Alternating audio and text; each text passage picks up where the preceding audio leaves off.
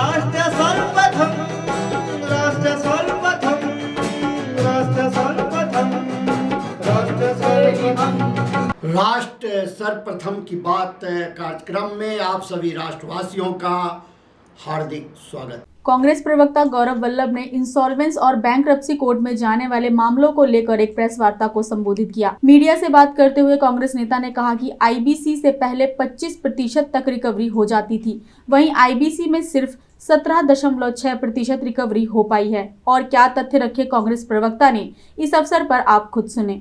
आपको जान के ताज्जुब होगा कि जब 2016 से लेके वित्तीय वर्ष 2023 तक जितने case insolvency and bankruptcy code में गए, और कौन जाता है इंसॉल्वेंसी एंड बैंक्रप्सी कोड में, जो यूनिट बैंकों को पैसा वापस नहीं कर पाती है, उनमें से मात्र 17.6% की रिकवरी हुई है। अर्थात जितने आईबीसी में केसेस गए उसमें से लगभग 83% पैसा राइट ऑफ हो गया, हेयर कट हो गया। और ये डाटा भारत सरकार के insolvency and bankruptcy board of India का डाटा मैं आपके सामने रख रहा हूं।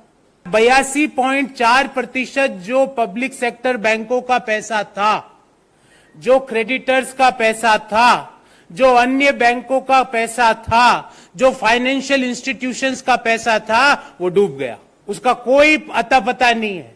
आम हिंदुस्तानी, कॉमन मैन, ऑर्डिनरी सिटीजन 2 जून की रोटी के लिए तरस रहा है, और यहाँ पे राइट ऑफ हो रहे हैं 82.4%। और ये मैंने 1 साल का राइट ऑफ नहीं बोला है, 2016 से लेके 2023 तक। इंसॉल्वेंसी एंड बैंक्रप्सी कोड को आपको ध्यान होगा 2016 में कई तालियां पीटी गई, बोला गया ये बिग बैंग रिफॉर्म है, इससे देश की बैंकिंग स्ट्रक्चर चेंज हो जाएगा, देश में बैंकों की रिकवरी बढ़ जाएगी। उस समय जो सिक इंडस्ट्रियल कंपनीज एक्ट था, वहां पे 25% रिकवरी होती थी, और आईबीसी आने के बाद वो रिकवरी मात्र 17.6% रह गई। जिस सिक इंडस्ट्रियल कंपनीज एक्ट, SICA जिसको हम कहते थे शॉर्ट में, जिस सिका को हटा के, जिस बाइफर को हटा के, board for industrial and financial reconstruction को हटा के आईबीसी को लाया गया, उसकी रिकवरी रही पिछले 2016 से लेके 2023, अर्थात पिछले 8 सालों की रिकवरी रही 17.6%, और सिका की रिकवरी थी 25%।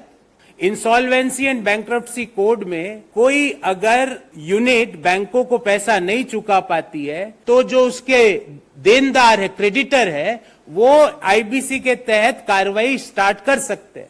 आईबीसी 2 तरह की कार्रवाई करती है, या तो वो यूनिट को लिक्विडेट कर दे, उसको बंद कर दे, या उस यूनिट को फाइनेंशियली वायबल बनाने के लिए कोई रेजोल्यूशन पारित करे।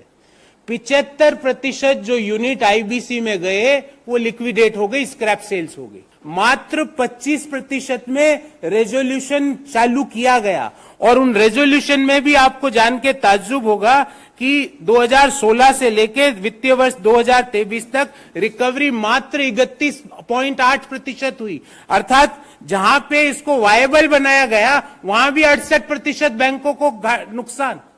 जहां वायबल नहीं बनाया गया, जहां लिक्विडेशन का निर्णय किया गया, वहां रिकवरी है मात्र 5.6%, अर्थात 94% बैंकों का नुकसान। और अगर हम इन दोनों को मिला के ओवरऑल देखें तो ओवरऑल रिकवरी हुई है आईबीसी में मात्र 17.6% इन लास्ट 8 ईयर्स। तो ये पैसा किसका डूबा, और क्यों मोनोपोलीज डेवलप करने के लिए अब थ्रो अवे प्राइसेस में कंपनियां पकड़ाई जा रही है। आज हम इस कार्यक्रम में आपसे विदा लेते हैं। आप अन्य खबरों के लिए बने रहे। राष्ट्र सर्वप्रथम, वंदे मातरम, जाग उठा है भारत। राष्ट्र